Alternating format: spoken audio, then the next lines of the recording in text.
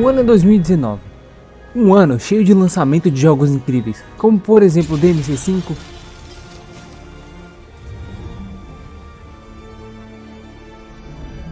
Sekiro,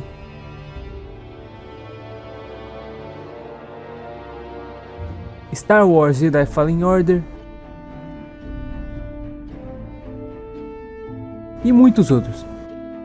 Quem é atento deve ter notado que esses dois últimos jogos que eu citei são Souls-like, um termo que se refere a jogos que seguem a fórmula dos Dark Souls. Eu fiz isso especificamente porque nesse mesmo ano de 2019 foi lançado um jogo que eu já é obscuro.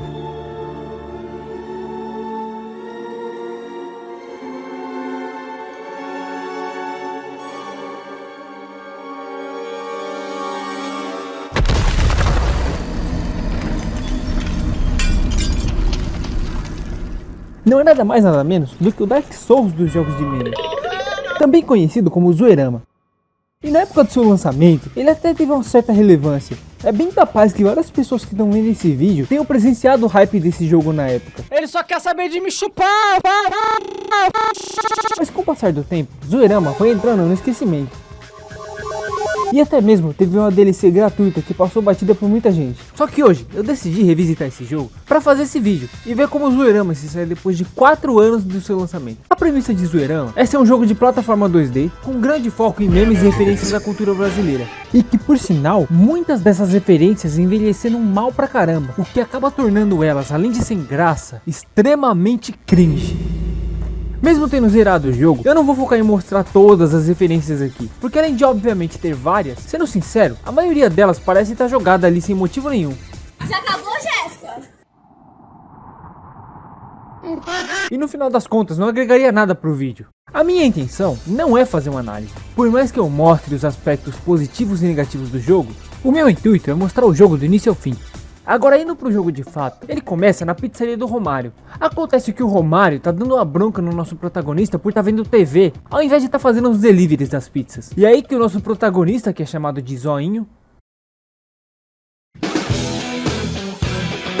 fala que tá só terminando de tomar um suco. E fica claro que é brasileiridade do Zoinho. Pra quem não manja, o visual dele é baseado em um meme muito antigo chamado Rue Rue BR, que era basicamente a visão dos gringos sobre a gente aqui na internet. De repente surgiu uma multidão que no meio dela por algum motivo tem um meme do Sonic e um furry. Eles estão fugindo de um bando de pães com mortadela e coxinha, o que é uma coisa bem brasileira mesmo. Quem nunca passou pela situação em que era vítima de um arrastão causado por versões do Zé Gotinha para fast food? Enfim, no meio dessa bagunça, acabam derrubando o suco do Zoinho, deixando ele putaço. E não bastando isso, ainda confiscam a moto dele por ser zoeira demais. O que parece uma desculpa para roubar a moto dele e sair cortando grau com ela.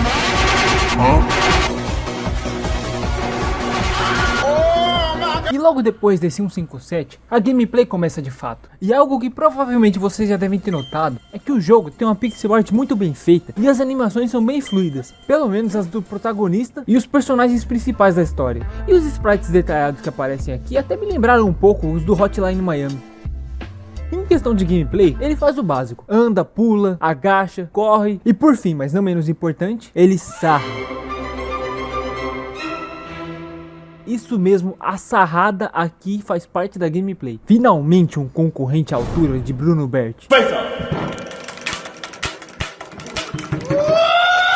A sarrada aqui serve para te dar um dash aéreo, o que possibilita alcançar locais mais distantes. Também dá para usar a sarrada para atravessar inimigos sem tomar dano, mas isso é completamente inconsistente. Um bom exemplo disso é que com a coxinha normal, dá para fazer isso de boa. Porém, não funciona na coxinha de boné. E falando nisso, nas duas primeiras fases, a gente já se depara com a maioria dos inimigos que vão se repetir pelo jogo inteiro. Que são o gêmeo siamês do Dolinho com diarreia, o pão com mortadela, a coxinha e a grávida de Taubaté. Sim, lembra disso? A falsa grávida que enganou o Brasil todo? Uau, referências!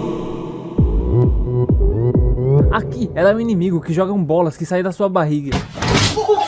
Também tem mais alguns outros, mas no geral, esses são os principais, e eles têm padrões simples. A coxinha simplesmente rola no maior estilo Dark Souls em nossa direção. O pão com mortadela pula pra tentar pegar a gente desprevenido. E o dolinho cagado aí só voa mesmo. E eu quase ia esquecendo, também tem o laranjo e o corotinho. A única coisa que esses dois fazem é literalmente andar na sua direção. Nada além disso. E praticamente todos eles são derrotados com um pulo na cabeça. E eu acho interessante citar que o jogo tem um sisteminha de combos, que contabiliza o número de inimigos que abatemos antes de pisar no chão. Mais pra frente, eu falo mais sobre as variações e os novos inimigos conforme eles forem aparecendo. Essa primeira fase é bem simples e curta. Ela serve mais para introduzir as principais mecânicas de gameplay, como por exemplo, os memefones, que nesse início aqui só serve como coletáveis. Avançando pela fase, somos introduzidos aos minigames de trollagem, que eu nem preciso explicar, né? O nome já diz tudo. No caso dessa primeira fase, a trollagem acontece com o JC, daquele meme da tampa. O zoinho chega pra ele perguntando cadê a tampa. O JC pergunta que tampa, e o zoinho literalmente tira a tampa do bolso e joga no chão. Aí vem o Quick Time Event pra fugir do JC. E é bem facinho, já que o JC deve fumar pelo menos uns 50 maços de cigarro por dia, e o fôlego dele deve ser horrível. Sério, olha a distância que ele percorreu antes de ficar ofegante fazendo arregal. Inclusive, quando eu fui gravar isso, eu entrei no menu de trollagem e saí tão rápido que o jogo bugou e eu não conseguia mais sarrar.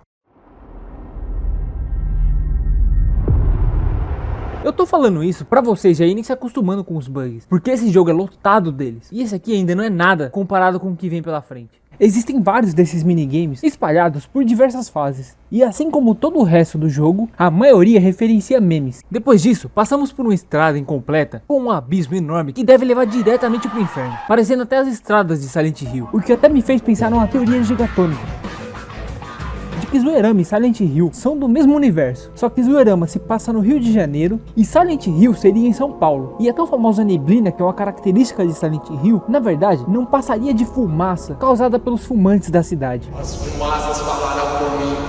Tá bom, isso foi viajado. Mas o que importa é que atravessando esse abismo, aprendemos a mecânica de empurrar e puxar caixas, com esse maravilhoso tutorial que diz: empurre a caixa, apertando Shift e os direcionais, e logo embaixo disso, empurre a caixa.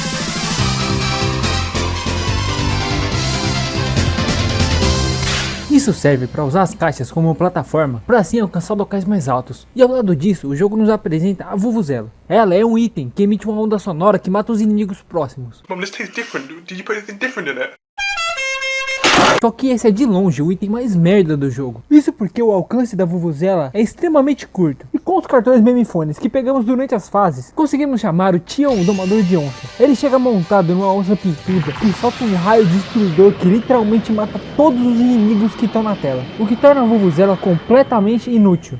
Por fim, chegamos ao final da fase, onde vemos um jornal que é apresentado por mais furries. A apresentadora, que por algum motivo é um arara azul, explica o que é zoeira, e logo em seguida vemos o repórter Gatito, que é aquele meme do gato com cara de bravo, entrevistando um dos inimigos, que são chamados de rabugentos. Ele relata que começou a odiar a zoeira depois de sentir um choque do nada.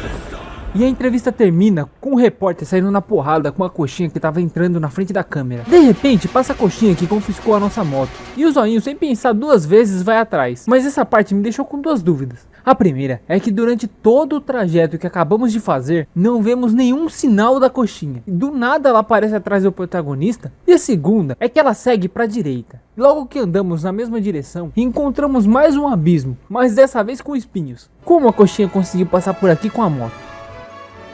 Isso não faz sentido, mas beleza, né? No começo da segunda fase, vemos um novo inimigo que só aparece aqui. É esse cachorro que fica atrás do muro e tenta atacar a gente. Ele é imortal, e é bem de boa entender como ele funciona. O cachorro sempre vai deixar o rabo abanando no local que ele vai aparecer, então o esquema é só ser atento aqui. Passamos por uma seção de plataformas, e se por acaso cairmos, o jogo faz uma referência a Jojo. Após o abismo, subimos em um hotel que aparece o cara do Morre Diabo jogando bombas, que algumas vezes só explode ao encostar em alguma coisa, e às vezes saem quicando por aí. Passando disso, pulamos de um prédio para o outro. E nesse edifício rosa, podemos entrar em um dos apartamentos em que encontramos uma foca numa banheira de Nutella, fazendo roleplay de humano. E vocês sabem muito bem do que se trata essa referência. Esse aqui é mais um dos trollagem moments, em que o zoinho pode destampar o ralo. E é só isso mesmo. Deixando isso de lado e voltando para a fase, tem um momento interessante que o protagonista pula em uma casa com telhas, só que ele acaba quebrando o telhado. E aqui os programadores se deram ao trabalho de programar um buraco no teto que corresponde ao local onde a gente pula. Não é 100% preciso, mas não deixa de ser um detalhe admirável. Saindo da casa não tem mais nada de diferente, só uma seção de plataforma com vários inimigos. Chegando no final, somos abordados por ninguém menos do que o Tião Domador de Onça. O Tião explica que esse caos está sendo causado pelo General Sádipo, porque ele nasceu com uma doença que impede ele de entender a zoeira, e por isso ele quer transformar todo mundo em rabugento. Isso, junto com a aparência dele, me lembrou de um certo indivíduo. O Tião também fala que faz parte de um grupo de resistência chamado Zoeirão. Então ele convida o Zoinho para se juntar a eles nessa luta e acabar de uma vez por todas com os rabugentos. Mas o nosso protagonista recusa a proposta, falando que só quer recuperar sua moto. Depois disso, temos acesso ao mapa de seleção de fases e podemos colar na quebrada. A quebrada é o local onde o Zoinho mora. E lá podemos ir na banquinha do Zé Bochecha. Aqui podemos comprar itens, golpes, upgrades e créditos que servem para invocar o Tião para auxiliar durante a fase. Mas isso só pode ser usado em fases de plataforma. Também é possível acessar a lojinha diretamente do mapa de seleção de fases. E fora isso, podemos ir na casa do Zoinho para ver conquistas, os memefones coletados, podemos ouvir as músicas do jogo e ver o mural de trollagens. Pera aí, aquilo ali é um monte de cabeça de pi. Já no exterior, além da oficina do Jailson Mendes, podemos entrar num fliperama que tem um clone de Pac-Man baseado naquela moda dos outfits caros. E também podemos jogar um minigame de dança com um cachorro.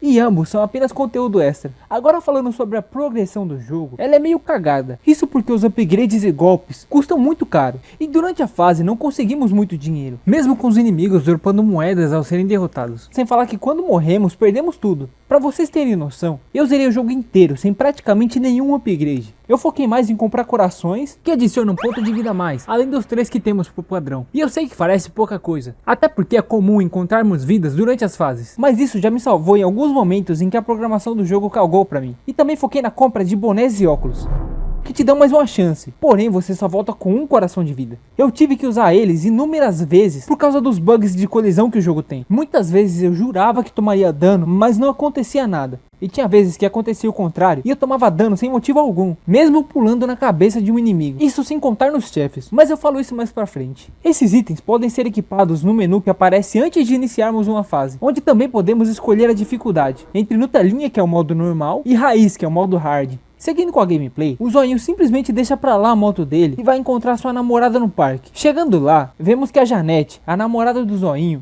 na verdade não passa de uma versão dele feminina, o que é no mínimo estranho. Ou o Zoinho é tão narcisista ao ponto que só quis namorar uma pessoa que parece com ele, ou então, o mais provável, ela não existe. E na realidade, nada disso tá acontecendo. Tudo aqui não passaria de um surto esquizofrênico do protagonista. Enfim, o Zoinho questiona se sua namorada estaria traindo ele. Ela responde, dizendo que acha que essas coxinhas são fãs dela. E a reação do Zoinho é responder com: vai tomar no cu, piranha! Mas algo que me incomoda muito, além da burrice extrema da Janete, é a cara dessas duas coxinhas. Elas parecem estar com segundas intenções e que querem jogar catupiry na Janete. Se é que você me entende. Foi mal por fazer você ver isso. Quer saber? Foi mal nada. Porque eu sei que você não deixou o like até agora. Então você merece. Agora deixa o like antes que eu faça algo pior. Voltando pro Zoeirama, as coxinhas levam a namorada do Zoinho. E é com esse sequestro relâmpago que mais uma fase começa. Porém, essa é a mais sem graça de todas. Até porque as fases anteriores eram visualmente bem mais interessantes e bem detalhadas. Já essa aqui é do começo ao fim esse cenário sem graça de floresta. Acho que as únicas coisas que dão pra destacar é que subindo num certo ponto, o Didi surge e fica arremessando pães na gente. E nessa fase também tem um inimigo novo, que é o Ganda Knuckles, com um visual um tanto quanto familiar. Ah lembrei, é uma referência a um personagem de Bleach. Esse novo inimigo tenta atacar usando sua toalha. Eu disse tenta, porque se o Zoinho ficar parado, essa toalhada acaba não acertando o protagonista. E eu descobri que o Ganda Knuckles é tão cagado que esse ataque dele simplesmente não causa dano no lado direito. E para derrotar ele são necessários 2 pulos. E isso é tudo que eu acho que vale a pena ser citado. Agora pulando para a próxima fase, vemos pela primeira vez o General Sádipo. Ele está discursando para algumas pessoas e o Furry. Tudo isso enquanto mantém a Janete de refém. O general usa sua máquina, que parece uma prateleira de livros do Minecraft, ou uma máquina de vender lanches, e transforma tanto a Janete quanto as pessoas do parque em rabugentos, menos o Zoinho, que por motivos de roteiro é imune. E eu acho interessante que isso explica a origem dos inimigos que enfrentamos. Mas como isso explica a grávida de Taubaté? Depois de enfrentarmos essa horda de rabugentos, chega a hora de batalhar contra o primeiro boss do jogo, uma mistura de Blanca com Bambam. E essa boss fight é muito fácil, é só ficar em cima dos troncos e pular quando o Bambam vem na sua direção. Depois de perder uma certa quantidade de vida, o boss tenta arremessar árvores no nosso protagonista, e o general usa sua máquina para soltar alguns raios, mas nada difícil. Eu acabei tomando dano por ser um animal mesmo. Depois da colisão do jogo não funcionar, mas mesmo assim eu ter conseguido derrotar o Bambam no maior estilo Akuma, o Tião surge novamente e destrói a máquina do Sadipo. É aí que o general foge, levando a Janete com ele. Com isso, o Zoinho decide se juntar ao Tião e entrar para o Zoorama, numa cena com um belíssimo pôr do sol, que é muito bem feita e bem bonita. E aproveitando esse momento, que eu anuncio que isso é tudo que eu vou mostrar sobre Zoorama nesse vídeo aqui. Sim, eu sei que esse fim foi bem abrupto, mas calma que o vídeo ainda não acabou. Inicialmente, nessa primeira parte, eu ainda abordaria as 3 próximas fases antes de encerrar o vídeo. Mas tanto pelo tempo quanto pela complexibilidade desse projeto, eu optei por parar por aqui mesmo. Eu irei dividir o vídeo em 2 partes. A parte 1 vai ficar como o vídeo que explica a base do jogo, como a gameplay, um pouco da história e etc. E na segunda parte eu foco em mostrar o restante. Já até virou padrão eu mostrar as timelines de edição dos meus vídeos. E esse aqui, como dá pra ver, é o mais trabalhoso que eu já fiz. Para essa sequência acontecer, vai depender do desempenho desse vídeo aqui. Então caso tenham curtido, não esqueça de comentar e interagir com o vídeo pedindo a parte 2. Só com feedback que eu vou dar continuidade. Porque além do trabalho que eu já tive com edição, eu ainda tive inúmeros outros problemas. E também eu não posso ficar muito tempo sem postar vídeo. E vocês já sabem o porquê. Agora o título do vídeo, o Dark Souls dos jogos de meme, não foi escolhido à toa. Mesmo tudo que eu mostrei aqui, não tendo grandes desafios, não se enganem. Pareceu tranquilo por ser o início do jogo, e também pelo fato que eu joguei tanto essas fases, que eu decorei o padrão delas. Embora, na primeira vez que eu joguei a terceira fase, eu acabei penando um pouco nela. Mas a verdadeira dificuldade vem depois do primeiro chefe. O jogo é tão desbalanceado que logo na segunda boss fight, enfrentamos o chefe mais difícil do jogo inteiro. Sem exagero, ele é muito quebrado. Mas isso é coisa que eu vou abordar na parte 2, junto com os outros aspectos que eu não citei aqui, como as músicas e a própria dificuldade em si. Então é isso, se quiserem a continuação, comentem, deixem o like, inscreva-se caso seja novo por aqui. Muito obrigado a quem ficou até aqui e eu vejo vocês no próximo vídeo. Até mais.